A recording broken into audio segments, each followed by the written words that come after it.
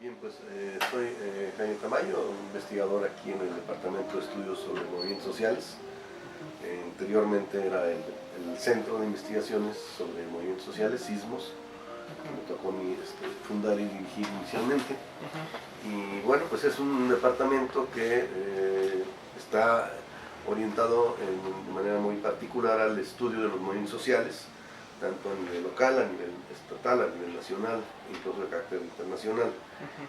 Y yo lo que vengo realizando pues son trabajos precisamente sobre estos temas de los movimientos sociales en una perspectiva histórica y también contemporánea, y en diversos niveles.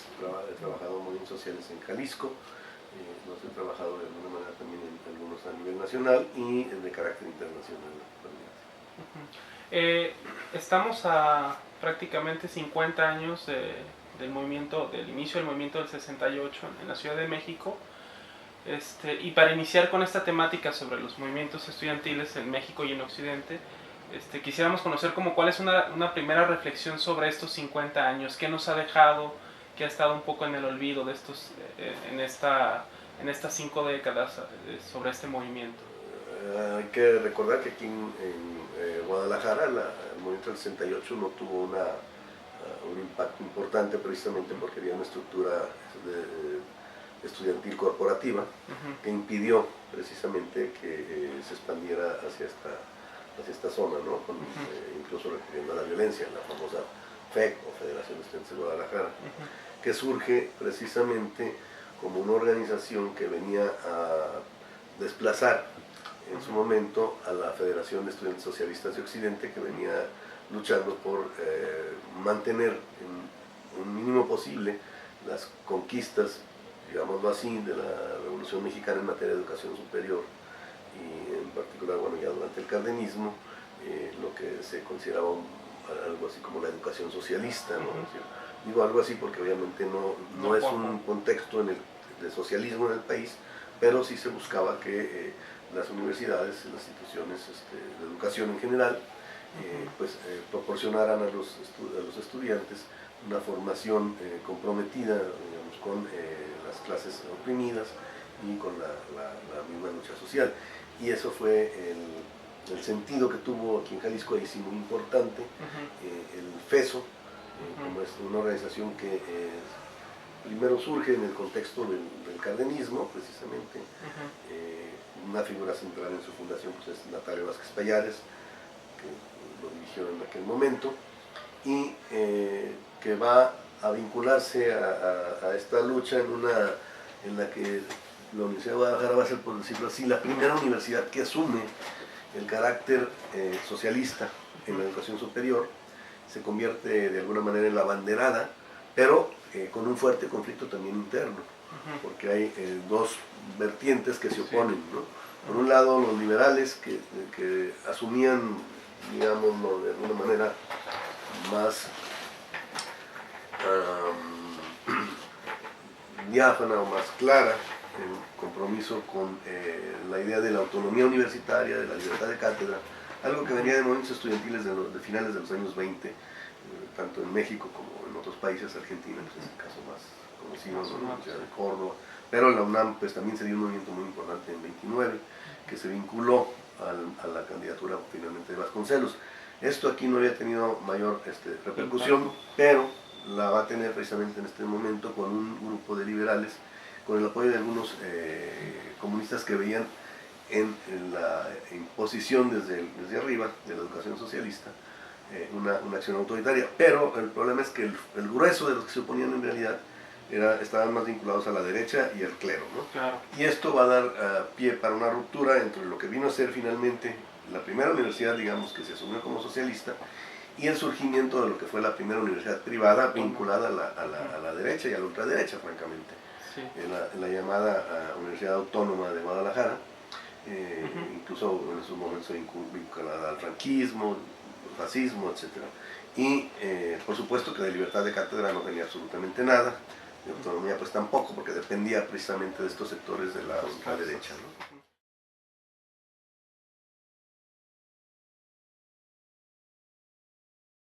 El FESO va a llevar la carga más importante en la lucha precisamente para mantener a la Universidad de Guadalajara en esa primera etapa. Claro, aquí es una cuestión bastante compleja porque se dice, es que tiene el apoyo del Estado. Bueno, del Estado federal, de Cárdenas. Aquí se juega un papel un poco ambiguo, muy ambiguo. Precisamente son gobiernos callistas, los que están, Everardo Topete, Sebastián Allende, que no responden a las posiciones de Cárdenas, sino al callismo, que ya además Calles, digamos, en su última etapa es un personaje que se ha ido mucho a la derecha, termina, cuando lo expulsa Cárdenas, de hecho, es un personaje que está vinculado incluso al fascismo. Está la famosa foto cuando lo están expulsando, que lleva el libro de Hitler, Mi lucha bajo el brazo, ¿no? Y bueno, estos personajes, estos gobernadores, no son exactamente, ni mucho menos, simpatizantes de las ideas cardenistas y socialistas. Entonces se encuentran en una situación, digamos, de enfrentamiento, por un lado, contra la derecha para salvar el modelo universitario y salvar la propia universidad, pero también con una falta de respaldo estatal que en cierto momento parecieran que quisieran aprovechar la coyuntura para hacer de la universidad un instrumento propio de interés para este grupo, ¿no? Pero yo creo que la lucha más importante del FESO, bueno, sí es esta, pero hay otro momento que también es muy importante, que es precisamente cuando el FESO se va a sostener en la lucha por la educación popular, después de que ya en el periodo de Miguel Alemán, es decir, paradójicamente en Jalisco el gobierno cardenista es después de que se va Cárdenas. Silvano Barba González, que va a contraponerse con las posiciones de Ávila Camacho. Ávila Camacho empieza a dar marcha para atrás de una manera muy suave todavía al cardenismo, con el argumento de la unidad nacional frente a la guerra, etcétera. Pero luego ya llega el gobierno de Miguel Alemán y ahí de plano se da marcha para atrás. Prácticamente en 47 se echa para abajo la ley, es decir, la Constitución, el artículo tercero en materia de educación socialista, se modifica la ley de educación, queda excluido el término socialista y el FESO se ve excluido en la modificación también a nivel de ley orgánica de la universidad de participar en los órganos de gobierno por el carácter socialista. Entonces en este contexto se da la cuestión de si el FESO debiera cambiarse también y asumirse en este modelo e integrarse a las estructuras de la nueva línea que se estaba viniendo con el alemanismo, al servicio, digamos, del capital nacional y extranjero, el macartismo, etcétera, o si se mantenían sus posiciones socialistas. Los grupos más coherentes se mantienen, de hecho se refuerzan. En este caso, fíjate, los comunistas, que en un principio lo habían visto con los autónomos, muy al inicio solamente, todavía no se había definido esto, pero bueno, terminan jugando un papel muy importante en el FESO, junto con otras figuras de la izquierda liberal, precisamente, que también habían participado originalmente en aquel movimiento. Me refiero, por ejemplo, a la gente vinculada a la gran logia occidental mexicana, José Guadalupe Zuno Hernández, ahí están los hijos de Zuno, y un personaje que va a encabezar el FESO, que va a jugar un papel importante también en este momento, que es Raúl Padilla Gutiérrez, padre del que después sería rector también aquí en la universidad. Rector de aquí de la universidad.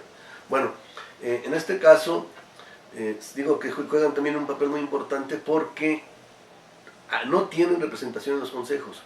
Un grupo más inestable se sale y forma la FEC, que se pone al servicio totalmente del nuevo modelo, por cierto, con un lenguaje que va a corresponder en un principio a lo que podríamos hoy denominar, no era visto así, como una visión pues más de colaboración tecnocrática, ¿no? Que eran participar en las cuestiones simplemente académicas y culturales, estar fuera de la política, no integrarse en ningún partido, cosa que luego evidentemente no cumplieron. Después se convirtieron en un instrumento del PRI, con la llegada de Carlos Ramírez, pero el FESO se mantiene en una posición de combate y aunque no tiene representación en los consejos, va a seguir ganando las escuelas, sobre todo las más importantes, ¿no? Gana en medicina, gana en derecho, gana en administración, etc. Inclusive las preparatorias que eran y las preparatorias va a tener los colegios, los consejos universitarios, es decir, perdón, las sociedades de alumnos, y a pesar de no estar en los consejos, va a ser una fuerza que va a estar muy por encima en términos del consenso con los estudiantes de una organización que no tiene la representación estudiantil real, pero que la tiene formal porque son a los que la ley le permite estar en los consejos de la FEC, y que se presta para una serie de acciones desde las rectorías, digamos, más partidarias de este nuevo modelo, que fueron sucesivamente la de FARA y la de Matute Remus, para convertir la universidad en una universidad pues mucho más elitista y por cierto una universidad que ya no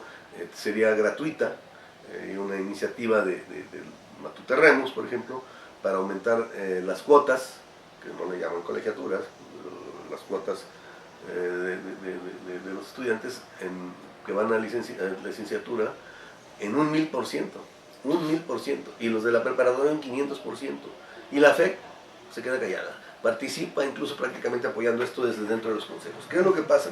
Que el FESO moviliza a los estudiantes, salen a la calle, se dan enfrentamientos, obligan al gobernador, porque el argumento del rector es no hay recursos y los recursos los tenemos que tener de los estudiantes, el discurso de siempre. Y entonces esta movilización, bueno, asusta realmente al gobierno de González Gallo, correspondía a nivel estatal, ahora sí al gobierno federal, no era como el caso de Silvano Barba, que había sido un contrapeso a Ávila Camacho, y en este caso termina cediendo, entregando mayores recursos a la universidad, y se detienen las iniciativas, ¿no? Esta y algunas otras luchas que se van a dar durante este periodo, pues van a marcar, digamos, la última etapa del FESO. Todavía habrá un momento más en que el FESO salga a luchar en acciones antiimperialistas, pintas, etcétera, señalamientos contra el macartismo, prácticamente contra las posiciones, las invasiones de Estados Unidos a los países imperialistas. Así es, lo de Guatemala, etcétera. Pero será, digamos, como lo último del FESO. La FEC, por su lado, pues en ese tiempo ya empieza su vínculo cada vez más cercano al PRI, mientras que el FESO, digamos, de alguna manera termina desintegrándose porque varios de sus miembros se van fuera de Guadalajara, y la FEC finalmente se queda con el control estudiantil. Pero hasta ese momento el FESO, fuera de la ley, por decirlo así, sin tener reconocimiento institucional, porque estaba proscrito, ¿verdad?, de los aparatos de representación universitaria, jugó un papel muy importante todavía, como digo, en defensa de la educación popular. Sí. Y triunfó contra la FEC, contra las autoridades universitarias, contra el gobernador del estado y por supuesto contra la autoridad federal, que era la que estaba detrás de todo este esquema de convertir a la Universidad de Guadalajara pues en una universidad mucho más afina a un modelo elitista, y no es exactamente privatizador, sino una universidad que le iba a costar a los estudiantes, y que donde la aportación del gobierno iba a ser cada vez menor, ¿sí? Sí. Y bueno, yo pienso que en ese sentido fue un momento también determinante que evitó esta situación. Y lo otro, bueno, los enfrentamientos que se continuaron dando siempre contra las vertientes de la ultraderecha, tratando de conservar, por ejemplo, algunos elementos de educación socialista, incluso en la universidad. Profesores como José Parres Arias, que habían sido de los miembros del FESO, precisamente con Natalia Vázquez Pallares, pues van a ser amenazados y señalados porque dan utilizan textos de marxismo en sus clases, etcétera. Y el FESO precisamente va a respaldar y va a exigir el respeto a estas posiciones, ¿no? Esta bandera de una universidad al servicio del pueblo, obrera, porque era básicamente la universidad que Zuno y Enrique creó. Así es. Estamos hoy totalmente separados de los preceptos del 25. Sí, claro. Y cómo asumen esa defensa, ¿no? Sí, así es. En base a los documentos que tenemos ahí en el fondo del FESO, y me daba cuenta también de esta defensa, y por otro lado de que la lucha del FESO iba más allá de las aulas, por así decirlo, ¿no? Sí, Se vincularon con sectores obreros. Claro, es otra parte muy importante. Uh-huh. El FESO no se quedó en las aulas. Ajá. El FESO se vinculó a sindicatos, se vinculó a comunidades rurales, Uh-huh. tenía una participación en la lucha social. Esa era la idea de lo que le llamaban educación socialista, ¿no? Sí. Uh-huh. Una universidad que es del pueblo y que va al pueblo y que trata de subir su nivel educativo, ¿sí? Uh-huh. La defensa, por ejemplo, de los normalistas. El FESO jugó un papel muy importante a nivel nacional en una lucha que se dio contra uno de los múltiples intentos de acabar con las normales rurales, por cierto. En la Confederación de Jóvenes Mexicanos se encabezó el movimiento de defensa de las normales, los ataques que también habían sufrido otras universidades como la Universidad de San Nicolás Hidalgo en Michoacán. En fin, el FESO se convirtió en una organización que luchaba, de alguna manera, por decirlo así, por los intereses sociales, los intereses populares, ¿no? De los campesinos, de los obreros, de los estudiantes en otras zonas o en otras condiciones. Y bueno, la lucha por la defensa de las normales fue muy importante. Es algo que acabamos de vivir durante todo este sexenio de corrupción, homicidios y traición a la patria de Peña Nieto. Bueno, pues ya se había vivido en cierta medida con Miguel Alemán, no en esas dimensiones, pero varias cuestiones parecidas. Y el FESO cumple un papel importante en la defensa, en este caso, por ejemplo, de los normalistas, ¿sí? Que son otro de los frutos del sexenio de Cárdenas, ¿no? Así es, tipo de escuelas. Sí, así es. ¿No? Aunque las normales rurales, fíjate, aquí hay una cuestión interesante. Las normales rurales empiezan propiamente en la época de Obregón con Vasconcelos, pero detonan y despegan con Cárdenas. Claro. Y con el gobierno de Miguel Alemán las tratan ya de acabar. Vasconcelos, en cierta medida, toma, en aquel momento, estamos hablando del Vasconcelos obregonista, toma muchos elementos, o algunos elementos, por ejemplo, de la Revolución Rusa, y que los plasma en estas ideas. Después ya encontramos un Vasconcelos mucho más conservador, sobre todo cuando después del fraude electoral que sufre, pues se vuelve incluso casi totalitario y fascista. Sí, después se acerca incluso al fascismo. Es más, es muy curioso, pero en el exilio se encuentran Vasconcelos y Calles por ahí hace algún comentario, cuando era el que lo había combatido, ¿verdad? Cuando había sido candidato a la presidencia, pues fue el que hizo Calles, que estaba dejando a su sucesor para mantener el maximato.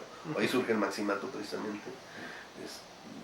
Calles después dice que Vasconcelos es más valioso que toda la oposición que en México permaneció dentro del país, ¿no? Es decir, y se acercan y bueno, tienen ahí un reencuentro, no, es que los dos, digamos, estaban más identificados ya con el nazismo. Es cuando Calles, por ejemplo, escribe algunas cartas en las que hace una apología de los avances de Hitler en Europa contra los países que va ocupando.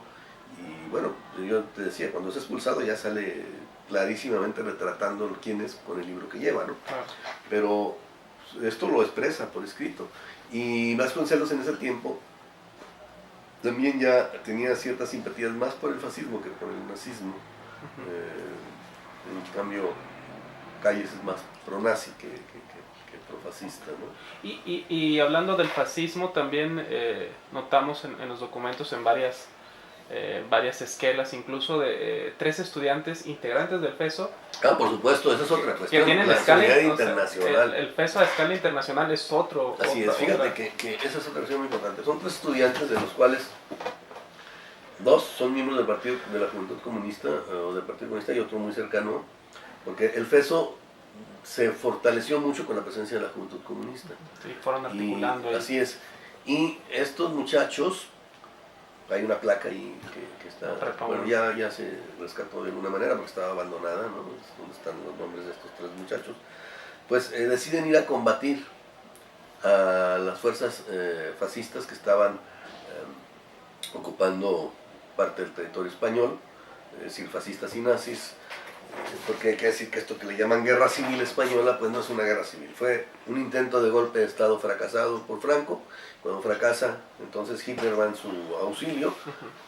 En la aviación nazi es la que lo lleva al continente, porque no siquiera había podido llegar, y empiezan los bombardeos de los nazis sobre las poblaciones españolas, y la intervención de alrededor de 90.000 soldados del ejército fascista italiano, bajo el argumento de voluntarios, pero después se comprobó, o sea, es decir, Cárdenas tuvo información que pidió en algún momento a un combatiente mexicano que también se encontraba allá, muy destacado, que es David Alfaro Siqueiros, que obtuviera cierta información en Italia, va a Italia y encuentra documentos que muestran que todos esos son militares.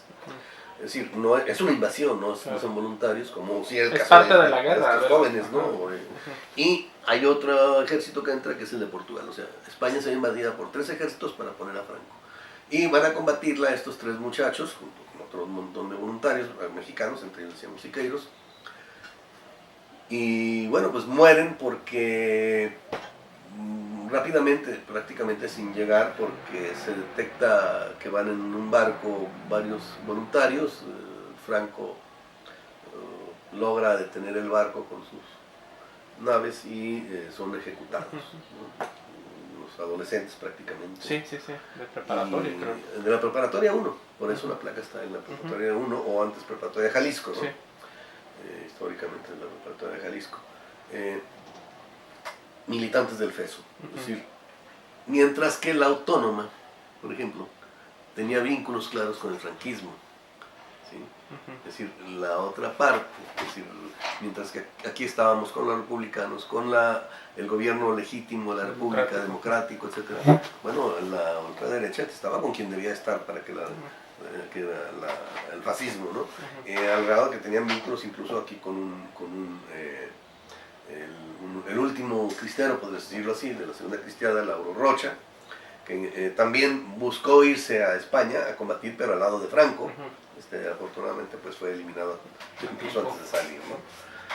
Pero esos personajes, digamos, son muy representativos de lo que tenemos en Jalisco. Es decir, Jalisco es un estado, no es un estado conservador, es un estado donde tenemos las dos o varias vertientes, pero que tiende a veces a polarizarse entre una vertiente muy conservadora y otra bastante comprometida con la lucha social. Incluso los liberales jaliscienses son liberales que en muchos sentidos rozan el socialismo, ¿no? El mismo Zuno, un hombre que siempre que está echado siendo digamos, una figura muy representativa de la masonería a nivel nacional, incluso es a la vez un hombre que tiene una conciencia social y un compromiso social muy importante, ¿no? Y bueno, en general, ya para no irnos al siglo XIX, pero siempre ha habido posiciones muy radicales en términos sociales, en términos revolucionarios, y posiciones muy conservadoras. Y en ese sentido pues tenemos la primera universidad socialista y tenemos también la primera universidad privada vinculada precisamente a la ultraderecha internacional. Fundadores y creadores de organizaciones de ultraderecha posteriormente. Sí. ¿Qué personaje sería interesante destacar dentro del movimiento estudiantil? Ya nos habló un poco de Natalio Vázquez. Payas, por supuesto. Fue rector después de la Nicolaita, ¿no? Allá fue la Nicolaita, sí, fue rector allá. Ha tenido un montón de actividades, siempre vinculado a la lucha social. A mí me tocó conocerlo ya al final de su vida, cuando funda el Centro de Estudios Históricos del Agrarismo en México. Y empezamos a trabajar algunos proyectos con él sobre la historia del agrarismo en Jalisco. Por ahí salieron algunos textos resultado de eso, muy bueno. Sí, pero él inicia como parte del comité central, ¿no? Del FESO. Sí, fue presidente, de hecho, del FESO, ¿no? Y bueno, tendríamos una gente como Mario Rivera Ortiz, los hermanos Ortiz, en realidad, ¿no? Ignacio, el otro hermano, no recuerdo el nombre, que por ejemplo, Mario Rivera gana la presidencia de la Sociedad de Medicina, de los estudiantes de medicina, contra el candidato de la FEC, apoyado por la FEC, pero también por el clero y por supuesto por el gobernador, y logra también una serie de reivindicaciones de los estudiantes de medicina que estaban siendo también de alguna manera sometidos a procesos indirectamente de elitización, ¿no? Y bueno, después encabezará una serie de luchas médicas, etcétera. Personaje también muy comprometido con la lucha médica, ya está bastante grande, pero es un hombre todavía muy lúcido. Sacó un libro no hace mucho que fue su tesis de doctorado, se doctorado ya viejo, que tiene que ver precisamente con las historias de la lucha estudiantil. En fin, creo que es un personaje muy importante. Hablábamos del último presidente del FESO, que es Raúl Padilla Gutiérrez, que digamos en una actitud prácticamente en contra de todo lo que las condiciones, logra que el FESO se posicione y logra llevar a cabo estas acciones en conjunto con las fuerzas que confluyen con él, decíamos los unistas o los liberales radicales, los comunistas y bueno, lo que quedaba del grupo que venía con Natalio, ¿no? De los cardenistas, y eso es lo que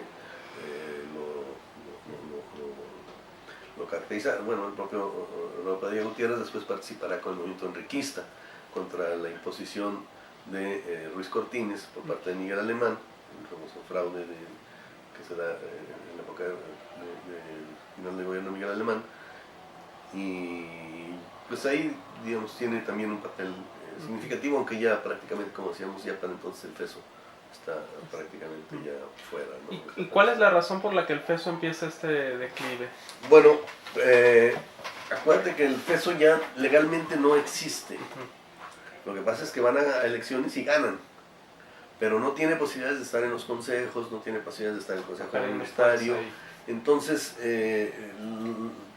mantenía todavía una presencia importante entre los estudiantes porque la gente votaba, pero ya empieza a haber también una serie de concesiones por parte del gobierno, de autoridades universitarias hacia la FEC y hacia sus estudiantes. Los estudiantes pues ya no se comprometen tanto con la organización, algunos los que habían sido, que lo habían mantenido pues hasta ese momento, pues empiezan a irse de la ciudad de Guadalajara a trabajar, ya no son estudiantes, ya no tienen por qué estar, son profesionistas, y no hay un relevo, o sea, faltó ese relevo generacional que se hubiera requerido para que se mantuviera como una organización por fuera de la estructura, pero con capacidad de movilización. Y bueno, pues al final incluso se llegan a algunos acuerdos para que se integran en la FEC como una corriente, al menos una parte de ellos. Bueno, prácticamente es donde van los unistas y los comunistas, y es cuando por eso llegará luego a ser presidente de la FEC José Guadalupe Zuno Hernández, perdón, Zuno Arce, hijo de Pepe Zuno, hijo de Guadalupe, y va a ser secretario por ahí después, secretario de organización, me parece, o de actas de acuerdos, Samuel Melendres, del Partido Comunista, en un periodo en el que la FEC, digamos que Carlos Ramírez, el grupo de Carlos Ramírez, que se había comprometido con el PRI, que incluso lo hacen diputado por primera vez en aquella ocasión, pues pierde el control prácticamente de la FEC, y la FEC se convierte en un nuevo FESO, entre comillas. Se compromete con las luchas, por ejemplo, del movimiento ferrocarrilero, hace acciones muy importantes en materia de la defensa de los usuarios del transporte, tiene una cantidad de camiones que logra detener un aumento, creo que de no sé, 1 centavo, 5 centavos, una cosa menor en aquel tiempo. Y sobre todo también se comprometen pues con el movimiento ferrocarrilero, y entonces son detenidos y Pepe Zuno va a la cárcel, precisamente por ese compromiso que tienen. Y bueno, la FEC luego recuperada por el grupo de Carlos Ramírez y convertida en el instrumento de control de la universidad sobre los estudiantes, como un órgano más corporativo que representativo, ¿no? No, el FER es un movimiento que surge el FER surge en los 70, a principios de los 70. Surge como un movimiento primero de lucha interna contra la FEC por la representación de los estudiantes. Hay acciones de violencia. Bueno, la FEC tenía grupos de choque, había sido ya incluso armada desde el 68 para evitar que se diera aquí el movimiento, y el FER forma sus grupos de autodefensa, armados también, y bueno, esto pues ya obliga o lleva al FER a pasar a una lucha, al pasar a la lucha armada, pues al crear grupos de autodefensa dentro de la universidad, pues ya se convierte en un objeto de persecución por parte del Estado, y entonces ya pasa a una lucha, ya no contra la FEC, ya no dentro de la universidad, sino el conjunto del Estado, y bueno, termina un sector de ellos, los que se mantienen en esta posición, vinculándose a los grupos guerrilleros, ¿no? Clandestino, la Liga. La Liga, la Unión del Pueblo, el FRAP, todos ellos tienen un origen en el FER, aunque obviamente participan también en algunas otras agrupaciones en el país. Podríamos hablar de que, a pesar de que no hubo una presencia de estudiantes jaliscienses en el 68, si hay una historia por recordar del movimiento estudiantil en Jalisco, en Occidente, con este tipo de antecedentes, ¿no? Por supuesto. No, yo te diría que en 68 había que recordar también que hubo intentos de impulsar el movimiento aquí, que fueron reprimidos, y personajes que, bueno, fueron significativos en ese sentido, y facultades como la Facultad de Filosofía y Letras, donde Gabriel Vargas Lozano, que le encabezaba, trató de impulsar el apoyo al movimiento. En caso de Economía estaba Felipe Cermeño, en Derecho estaba Jorge Alarcón. Fueron pues secuestrados prácticamente por la FEC, llevados a la barranca, amenazados, etcétera. Y de esa manera pues se calmó, se detuvo el movimiento, la posibilidad de que esto se expandiera, ¿no? Con represión y violencia por parte de la FEC directamente. Ni siquiera intervinieron la policía o el ejército. Fue la propia organización estudiantil la que se encargó de controlar cualquier posibilidad de expresión de apoyo, de solidaridad o de participación en el movimiento estudiantil del 68.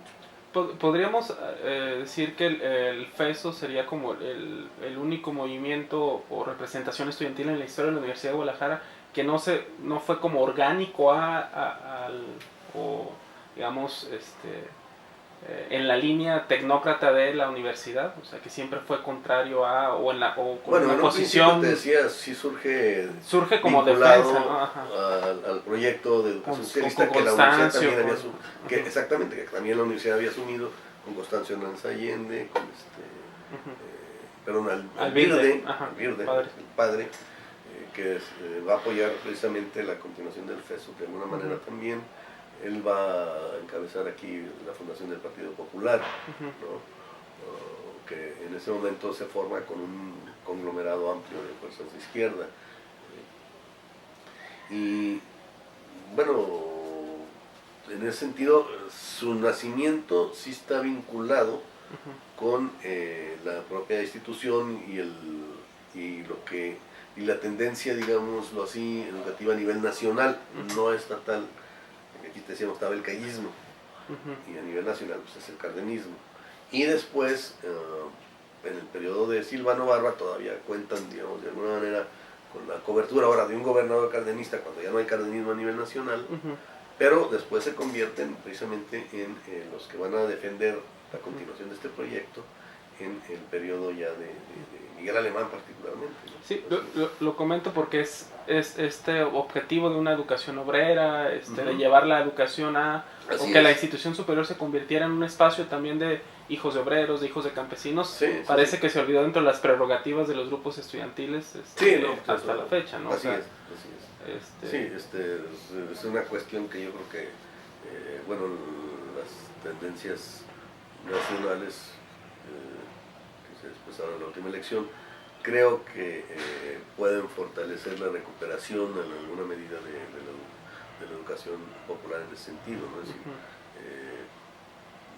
primero un apoyo mucho más fuerte a la educación, pues se habla, de que se va a establecer el derecho, es decir, la obligación del Estado de impartir educación en todos los niveles y como educación gratuita, y eso implicaría que efectivamente hubiera acceso para todos los niveles, incluido la licenciatura, para los mexicanos. Y por otro lado, esto implicaría creación de condiciones precisamente para que obreros y campesinos y sus hijos tengan el acceso a este tipo de educación, ¿no? Sí. Bueno, pues una cuestión que es muy importante, yo creo que siempre hay que recuperar la historia para poder entender el presente y para poder darle un sentido al futuro y no es que repita uno las historias, pero No. si uno conoce su trayectoria histórica, pues, también uno puede tener o recuperar ciertas cuestiones que puedan hacer que incida en un futuro mejor y evitar errores. Me parece importante Es pues, parte. recuperar en ese sentido la aportación del FESO en particular, en este caso, como algo que marcó algún momento y quizás no se valora o no se conoce prácticamente el papel que jugó el FESO en ese sentido para que la universidad pueda ser realmente mantenerse como una universidad popular y finalmente haber garantizado en cierta medida la gratuidad, contexto que se pueda mantener esta, precisamente por una lucha que se dio desde entonces, ¿no? Nadie pensaría que en 1950 ya se haya pretendido establecer unas cuotas inaccesibles para cualquier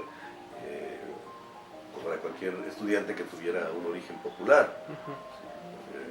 Y esto, como digo, fue el FESO el que lo detuvo.